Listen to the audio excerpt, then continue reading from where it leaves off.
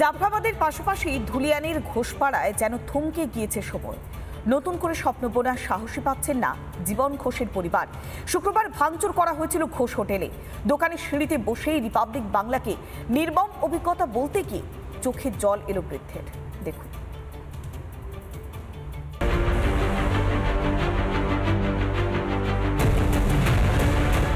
অশান্তির আগুনে ছারখার ধুলিয়ানের ঘোষপাড়ার ঘোষ হোটেল। মাটিতে পড়ে রয়েছে বন্ধ ঘড়ি। শুক্রবারের ভয়ঙ্কর হামলার যেন নীরব সাক্ষী দিচ্ছে এই বন্ধ ঘড়ি। কড়াইয়ে এখনো পড়ে রয়েছে তরকা। যে সময় হামলা চলেছিল তারপর থেকে এই অবস্থাতেই ফেলে হোটেল বন্ধ করে কার্যত চলে যেতে হয়েছিল।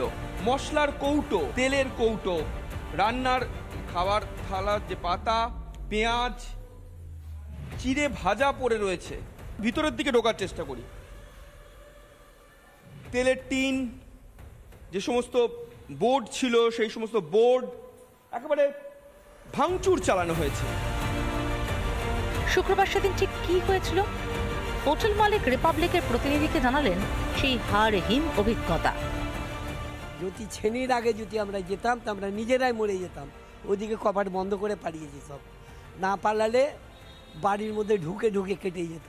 ছেনির কি কোপ, ছেনি আর তারওয়াল আর হাঁসুয়া, ওদের আগে টিকতে পারছি?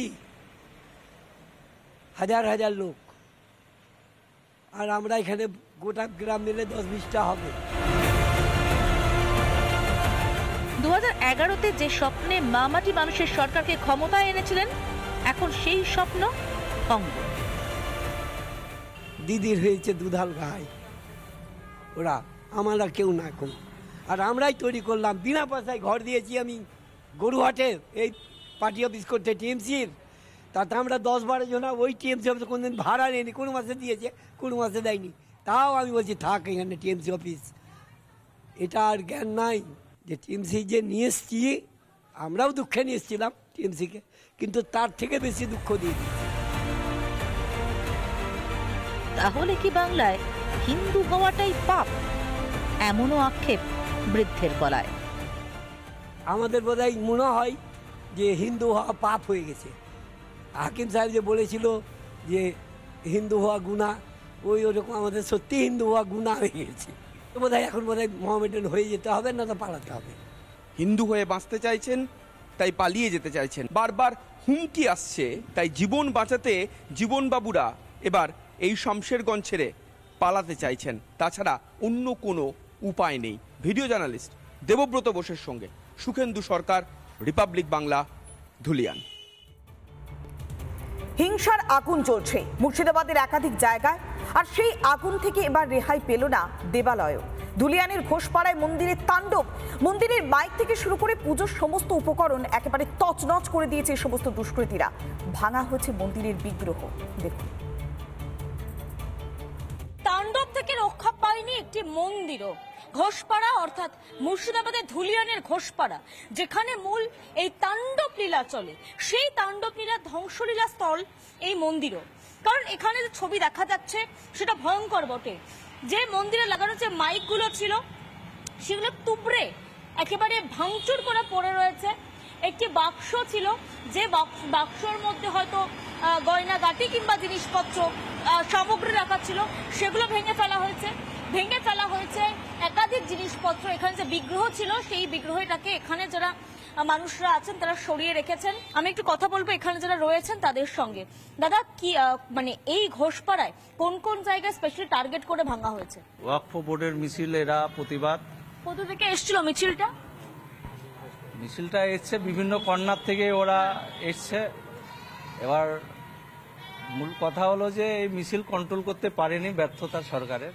আপনাদের এখান থেকে তো থানা 200 মিটারও হবে না। এটাই প্রশ্ন যে এত কাছেও যদি এরা ট্যাকেল করতে না পারে পরিস্থিতিটা, তাহলে এই যে কর্নারে যেসব ইনার সাইডে যেটা থাকে, মানে অনেকটা দূরে থানা থেকে, তারা ট্যাকেল কি করে করবে? আপনারা সেদিনকার কি দেখলেন চোখের সামনে? আমরা এখানে 3-4 ঘন্টা আমরা প্রতিরোধ করার চেষ্টা করেছি। এরা উদ্দেশ্য পরিণতভাবে এখানে একটা ঝামেলা করার জন্য এসেছিল। আপনারা এখন এখানে রয়েছেন, ভয় লাগছে না? ভয় তো স্বাভাবিক লাগবেই, কারণ এরকম আক্রমণ, তারপরে দোকান লুটপাট। আমার এই তো এখানেই তো দোকান আছে, আমার দোকানও তালাগুলি বিকৃত করেছে।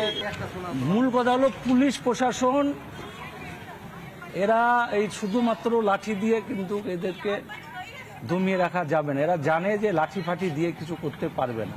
এর আগেও ওই নুপুর শর্মা বা যে কোনো এই যে এর আগে সিএ এক যে আইন পাশ হলো, তখনও মিছিল পিছিল করে এইভাবে হিন্দুদের দোকানপাট ভাঙচুর হয়েছে। পুলিশের ওপর আমাদের কোনো ভরসা নেই।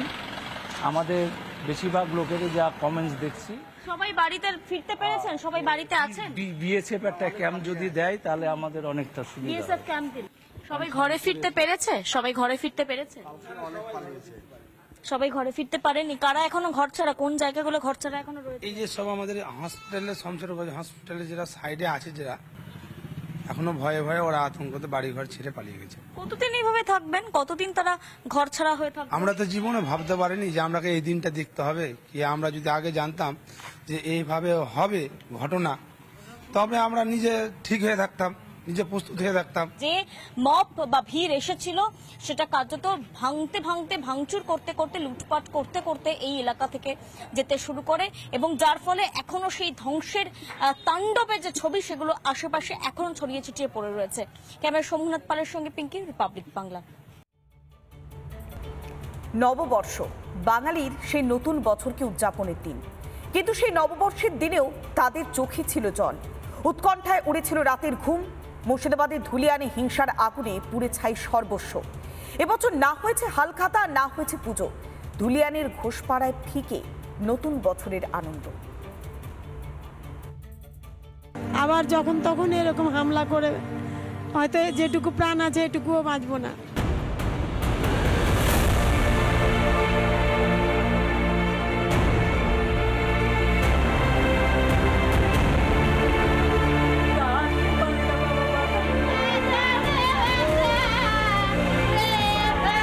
মানুষ বড় কাঁদছে, তুমি মানুষ হয়ে পাশে দাঁড়াও।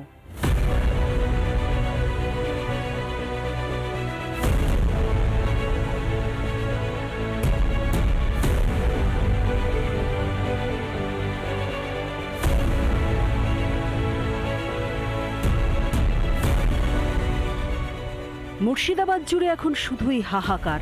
মুর্শিদাবাদের শামশেরগঞ্জের এই ধুলিয়ান ঘোষপাড়ায় এই দোকানে আজ নেই আনন্দ, নেই হালখাতা, অথচ এখানেই হয়তো আজ হালখাতার উৎসব হতো, নববর্ষের আনন্দ হতো, নবান্ন হতো হয়তো, কিন্তু যে চাল দোকানের তা পড়ে রয়েছে এবং তাতে মাছি ঘুরে বেড়াচ্ছে।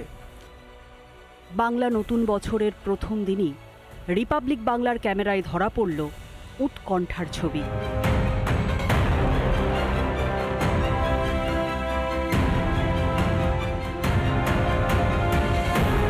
হিন্দু বিরোধীদের হামলায় ধুলিয়ানের ঘোষপাড়ার এই মুদি দোকানের সব শেষ। গোটা দোকান জুড়ে হামলা চালিয়েছে। সেই হামলার যে ছবি সেটা একেবারে পড়ে রয়েছে। দেখুন, লুটপাট চালানো, তছনছ করে দেওয়া হয়েছে গোটা দোকান।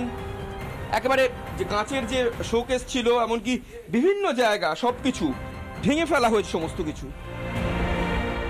নবাবের জেলায় নববর্ষে আতঙ্কের প্রহর। আজকের দিনে তো কত আনন্দ করতাম, পুজো দিতাম, আজ কত প্রসাদ বিতরণ করতাম, কিছু করতে পারছি না আজ আমরা। আমাদের এমন অবস্থা করে দিয়েছে যে 4টা পয়সা নাই কাছে, কি 2টো ফল আনবো, কি 2টো পুজো করব, কি ঠাকুর আনবো, কিছু করতে পারছি না আমরা আজকে। এমন আমাদের বুকে পাথর বেঁধে আছি যে আমরা হয়তো প্রাণে বাঁচবো কিনা। যদি এখানে বিএসএফ ক্যাম্প না দেয় তো বোধহয় এটুকুও প্রাণ থাকবে না, আমাদের প্রাণ চলে যাবে। ওয়াকফ আইনের বিরুদ্ধে আন্দোলন নয়, চলেছে লুটপাট।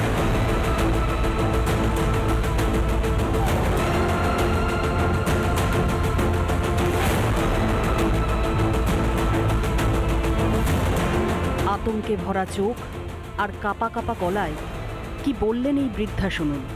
পয়সা টাকা যা ছিল সব লুটে নিয়েছে, সমস্ত দোকান লুটে নিয়েছে, কিছু নাই আমাদের। কি দিয়ে পুজো দিব ঠাকুরের? নবমী হাল খাতাতে আজ কত আনন্দের দিন। আজ ঠাকুর আমার এমনি পড়ে আছে, আগে বছরের ঠাকুর পড়ে আছে, নতুন ঠাকুর আমি ঘরে দিতে পেলাম না। হামলার পর তিনি বুকে পাথর বেঁধে আজ পয়লা বৈশাখের দিন দোকানের সামনে কাঁদছেন। এই হাহাকার, এই আর্তনাদ বাংলার মুখ্যমন্ত্রী কি শুনতে পাচ্ছেন? ভিডিও জার্নালিস্ট দেবব্রত বোসের সঙ্গে সুখেন্দু সরকার, রিপাবলিক বাংলা, ধুলিয়ান। নানা ধরনের কন্টেন্ট দেখার জন্য লাইক করুন, শেয়ার করুন আমাদের ফেসবুক পেজ, সাবস্ক্রাইব করুন আমাদের ইউটিউব চ্যানেল। পাশাপাশি অন্যান্য ব্রেকিং নিউজের জন্য অবশ্যই চোখ রাখুন রিপাবলিক বাংলায়।